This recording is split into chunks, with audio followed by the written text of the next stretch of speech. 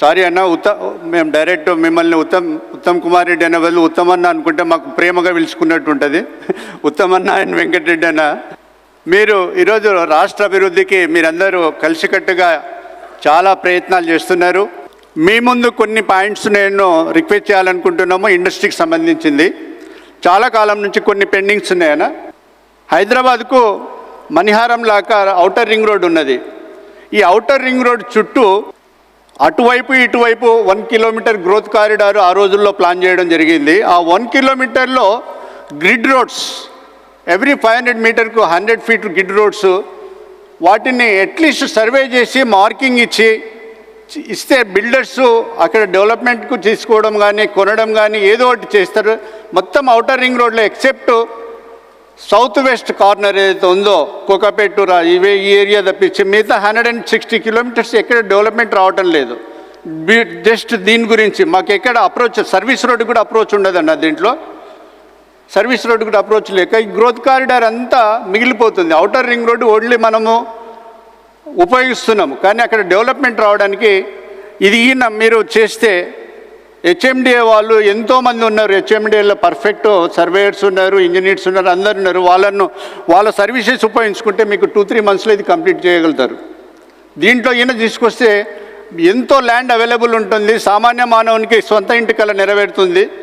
ఇది మీతో ముఖ్యంగా విన్నవిస్తున్నాను. ఇది మీకు వీలైతే ఇమ్మీడియట్లీ ముఖ్యమంత్రి గారికి సంబంధించింది ఈ శాఖ మొత్తము ఎంఏవిడి వారి చేతుల్లోనే ఉంది కాబట్టి మీరు ఇద్దరు మాకు హెల్ప్ చేయాలని. ఇంకా కొన్ని పాయింట్స్ ఉన్నాయి. మన దగ్గర ఒకటి పెరి అర్బన్ జోన్ అని ఒకటి ఉందన్న. పెరి అర్బన్ జోన్లో 25% మాత్రమే ల్యాండ్ కన్స్ట్రక్షన్ పర్మిట్ చేస్తారు. లేఅవుట్ ఇస్తున్నారు కానీ 25% కన్స్ట్రక్షన్ పర్మిట్ చేస్తున్నారు. ఈ రోజు వరకు ఆ నామ్స్ తోటి ఒక్క లేఅవుట్ కూడా ఎక్కడ రాలేదు. పెరి అర్బన్ జోన్ అనేది ఈ రోజు వరకు, పెరి అర్బన్ జోన్లో లేఅవుట్ ఈ రోజు వరకు ఆ నామ్స్తో రాలేదు.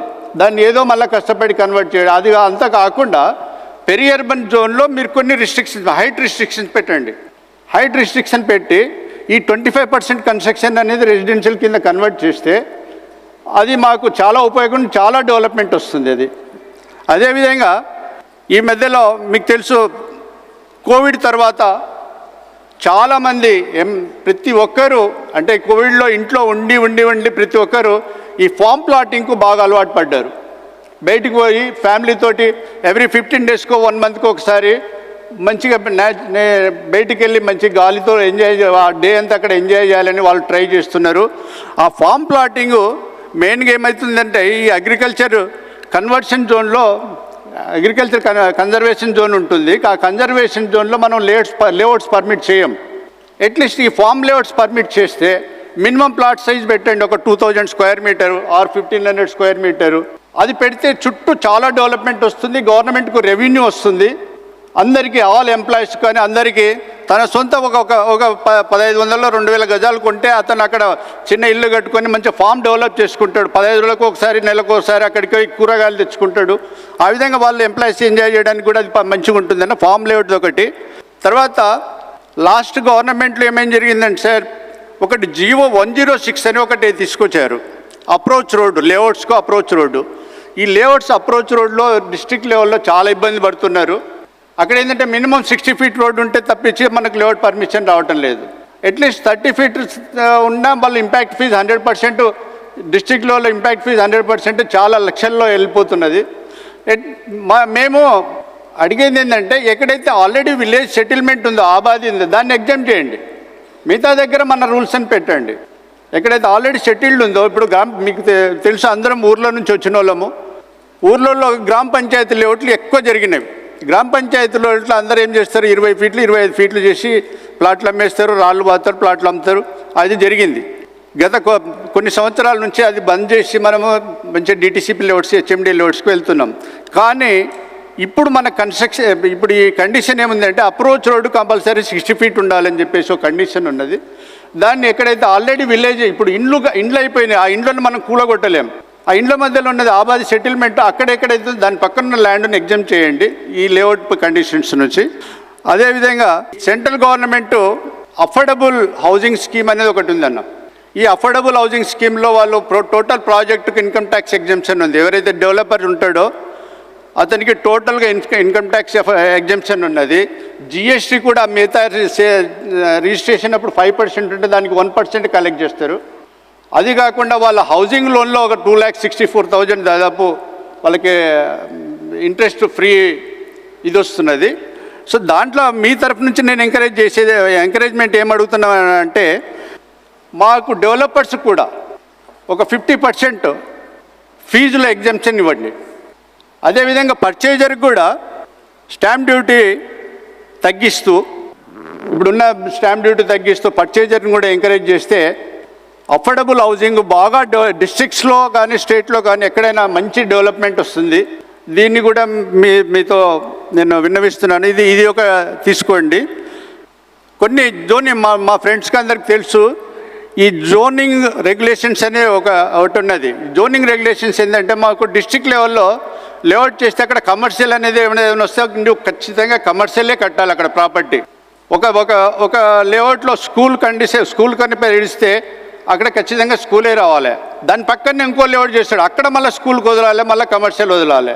వేరే సిటీలో కమర్షియల్ జోన్లో మీరు రెసిడెన్షియల్ కూడా కట్టవచ్చు. సో ఈ జోనింగ్ రెగ్యులేషన్స్ సిటీకి సపరేటు డిస్ట్రిక్ట్ సపరేట్ లేకుండా దీన్ని కామన్ చేయమని చెప్పేసి నేను రిక్వెస్ట్ చేస్తున్నాను. గౌరవ ముఖ్యమంత్రి గారు తీసుకున్న మీ ప్రభుత్వం తరఫున చాలా మేము అంతకంటే ముందే ఒక 1 month ముందు బిఫోర్ పోయి అడిగాను. మా అందరికీ మంచి క్వాలిటీ నిర్మాణం చేయాలంటే మాకు క్వాలిఫైడ్ స్కిల్ ఎంప్లాయీస్ ఉంటే చాలా బాగుంటుంది అని చెప్పేసి మేము రిక్వెస్ట్ చేయడం, వారు చాలా మా ప్రజెంటేషన్ కూడా తీసుకున్నారు. ఇమ్మీడియట్ 1 month లోపలనే స్కిల్ యూనివర్సిటీ అనౌన్స్ చేస్తే మాకు చాలా సంతోషం అనిపించింది. కాకపోతే ఒకటేంటంటే స్కిల్ యూనివర్సిటీ మన దగ్గర ఇక్కడ పెట్టిండ్రు. మనకు దాదాపు రాష్ట్రంలో 242 ఇంజనీరింగ్ కాలేజెస్ ఉన్నాయన్న. 242 ఇంజనీరింగ్ కాలేజ్, దాంట్లో అవుట్ ఆఫ్ 242 192 ప్రైవేట్ కాలేజెస్ ఉన్నాయి, మిగతా గవర్నమెంట్ కాలేజెస్ ఉన్నాయి. దాంట్లో కూడా ఈ స్కిల్ కోర్సును ఇంట్రడ్యూస్ చేస్తే ఒక 6 months కోర్స్, థియరిటికల్గా 6 months కోర్స్, అక్కడ మీరు వాటిని ఇంట్రడ్యూస్ చేస్తే ప్రాక్టికల్గా మా సైట్స్లో ఇప్పుడు డిస్ట్రిక్ట్ లెవెల్లో మా సైట్స్ ఉన్నవి, సిటీలో మా సైట్స్ ఉంటాయి. అన్నింటి దగ్గర వాళ్ళు ఓన్లీ థియరిటీ, ఇప్పుడు మీరు మా ఇంజనీర్స్ని ఇన్సల్ట్ చేయాలని కాదు, కొంతమంది ఇంజనీరింగ్ సర్టిఫికేట్ తీసుకొని బయటకు వచ్చినాక వాళ్ళకు చిన్న మెట్ని పట్టడానికి రాదు, మా మేస్త్రీలు నేర్పిస్తారు. సో ప్రాక్టికల్ ఎక్స్పీరియన్స్ లేకుంటే ఈ ఇంజనీరింగ్ దీంట్లో టెక్నికల్గా చాలా కష్టమవుతుంది. థియరిటికల్ మీరు అక్కడ కండక్ట్ చేయండి, ప్రాక్టికల్గా మా సైట్స్ మేము ఎంఓయూ చేసుకొని వాళ్ళకి స్టైఫండ్ కూడా ఇస్తాం. మంచిగా కంప్లీట్ అయిందంటే వాళ్ళని అబ్జర్వ్ కూడా మేమే చేసుకుంటాం. ఆ స్కిల్ యూనివర్సిటీతో పాటు రాష్ట్రంలో ఉన్న ఆల్ ఇంజనీరింగ్ కాలేజెస్లో పాలిటెక్నిక్ కాలేజెస్ ఉన్నాయి, ఐటీఐ ఎన్నో ఉన్నాయి. సో వీటన్నిటిలో కూడా మీరు స్కిల్ కోర్సు ఒకటి 6 months కోర్సు మీరు ఇంట్రడ్యూస్ చేస్తే చాలా ఉపయోగం ఉంటుంది అని చెప్పేసి మీతో నేను చేసుకుంటున్నాను. గవర్నమెంట్ ఆల్రెడీ మీరు కొంతమంది ఇంతకుముందే అనౌన్స్ చేసిన, ముఖ్యమంత్రి గారు కూడా అనౌన్స్ చేసిన ల్యాండ్ వాల్యూస్ పెంచుతున్నామని. మేము దానికి సపోర్ట్ చేస్తున్నాం. కానీ ల్యాండ్ వాల్యూస్తో పాటు మాకు రిజిస్ట్రేషన్ ఛార్జెస్ తగ్గియండి. ల్యాండ్ వాల్యూస్ పెరిగినప్పుడు మీకు ఇన్కమ్ పెరుగుతుంది. రిజిస్ట్రేషన్ 7.5 బదులు మీరు దాన్ని 5% ఇస్తే మాకు హ్యాపీగా ఉంటాము. అదేవిధంగా ఎవరైనా మన స్త్రీల పేరు మీద రిజిస్ట్రేషన్ ఉంటే వారికి అడిషనల్గా ఇంకొక 1% కూడా మీరు ఇస్తే మాకు చాలా సంతోషంగా ఉంటుంది. సో వీటన్నిటిని మీ ముందు ఉంచుతున్నామన్నా. ఇది చాలా అవసరం ఉంది మా ఇండస్ట్రీకి. ఇవన్నీ మా కోరికలు మీరు ముఖ్యమంత్రి గారితో మీ క్యాబినెట్ మినిస్టర్లు మీకు రిక్వెస్ట్ లెటర్ ఇవ్వడం జరిగింది, మేము ఇస్తాం మళ్ళీ అఫీషియల్గా. సో ఈ కొన్ని మా కోరికలు తీరిస్తే మా ఇండస్ట్రీ ఎప్పుడూ ముందుంటుంది. సో ఈ అవకాశం ఇచ్చినందుకు ధన్యవాదాలు తెలియజేస్తున్నాను. Thank you.